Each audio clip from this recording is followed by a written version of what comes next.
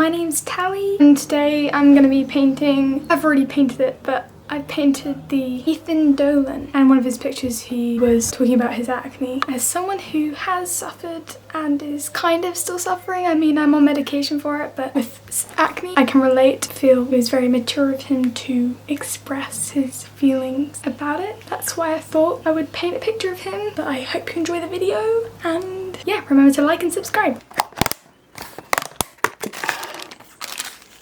So as you can see, I've already pre-mixed my colours. I always do that the day before. This, I used way less burnt sienna than I did in my last painting. I was going for the burnt sienna look in my last painting. If you want to see that, there'll be a link in the description. But starting into the painting, I always like to start with the nose. I mentioned this in the last one because it's in the centre of the face and I think it just brings it all together. So it's a good place to start. Also, a big part of painting is analysing the image, and this is what people don't do sometimes. I like to spend a good 20 minutes just looking at the image, comparing the dark areas to the lighter areas, seeing all the blues in the painting. And another thing is the olive skin tone, which he has a lot of blue in it. And that's something that people get a bit scared of because they're thinking, ooh, this orangey yellow tone with the blue, isn't that going to make green? But it really doesn't. And there's surprisingly a lot of blue in skin tones. Yeah, and that's why sometimes when people find their paintings are looking a little on the orangey side and not matching the skin tone, just add a little bit of blue and it'll fix everything. Something interesting that I've been finding with doing some research of professional artists is that they use more of the paintbrush to create their skin tones, not skin tones, but the tones in the painting. And they use a lot of it to create, they don't do block by block by block, similar to how I do it. I just wanted to say quickly, sorry for the amount of times you hear me breathe in. I don't have enough time to edit all that out, and hay fever really gets the best of me during these times, so sorry about that. But they do it all in one go and use the paintbrush to create their areas, and I think that just comes with experience and practice. So the older I get, the more abstract my paintings will become. I find that happens with a lot of professional artists, Picasso. He started off with just simple portraits, but then it exploded into his own super abstract. And I think it's just a different effect it creates. With some paintings, I'll insert some images. They really use the paintbrush to their advantage, whereas I tend to block in a few tones and then blend them together, which kind of creates a gradient change, but that's about it. Not much texture to it. However, again, I'm going to say it again, I think it's just coming with experience.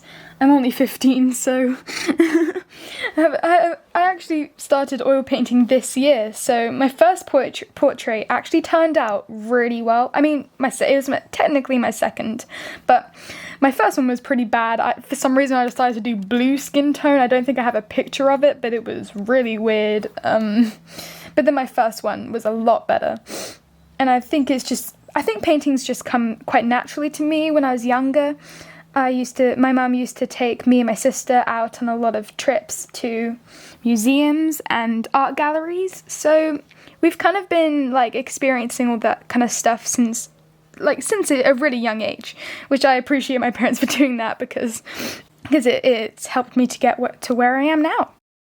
I wanted to just quickly say to you, that makeup palette thing, the thing he's holding, that took me so long. Just to fill in the black area. That's the easiest bit. You don't even have to do tonal. It's just solid black, and it took me ages for some reason. Moving on to the shadow. Whenever I take pictures of myself and do it for my GCSE sketch art book and do paintings, I always like to do a chiaroscuro. It's Italian. Sorry if I said that wrong. It's basically just the black background. An example of a painting like that is the pearl earring painting, forgotten who, yeah, that one.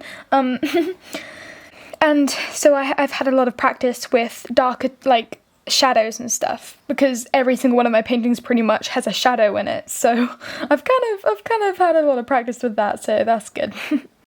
And now you can see I've already mixed the colours. It's a little on the green side. I should have added more blue, but of course I didn't notice that in the moment.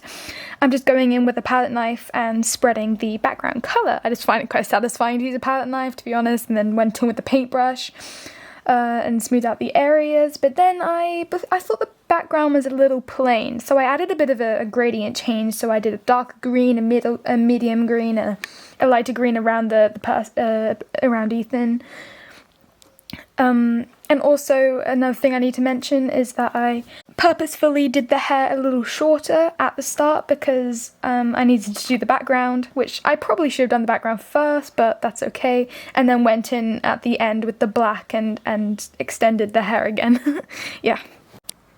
I also used quite a lot of like white spirit to thin out the paint to make it a bit smoother when going around the sharp edges. That's what I tend to do. And don't worry, I do go in with the highlights around the nose and the lip part and the fine details, like at the very end.